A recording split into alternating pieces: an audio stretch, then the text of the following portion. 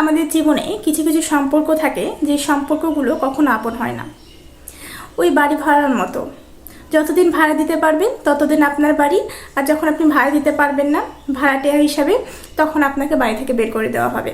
ঠিক তেমন রকমই আমাদের জীবনে এরকম অনেক আত্মীয় স্বজন আছে, কিংবা আপনার এরকম ফ্রেন্ড সার্কেলও থাকতে পারে।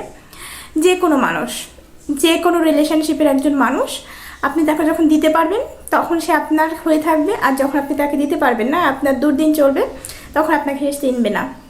মানে এই ধরনের মানুষগুলো আসলে আমাদের লাইফে না কিছু সময়ের জন্য খুব ইম্পর্টেন্ট। আমরা ভাবি যে এইসব মানুষের সাথে যদি আমাদের পরিচয় না হতো তাহলে জীবনটা মনে হয় অন্যরকম হতো, জীবনটা সুন্দর হতো, এত প্যারা থাকতো না। কিন্তু বাস্তব অর্থে এইসব মানুষেরও কিন্তু একটু ইম্পর্টেন্ট দেওয়া উচিত, কারণ এইসব মানুষ না থাকলে কোন মানুষটা আপনার আপনজন, কোন মানুষ আপনার কাছের, কোন মানুষ আপনার বিপদে পাশে থাকে, মানুষের মুখোশ পরে আছে নাকি সে দুর্দিনে অট্টহাসি হাসার জন্য আছে, এগুলো বুঝতে পারবেন না।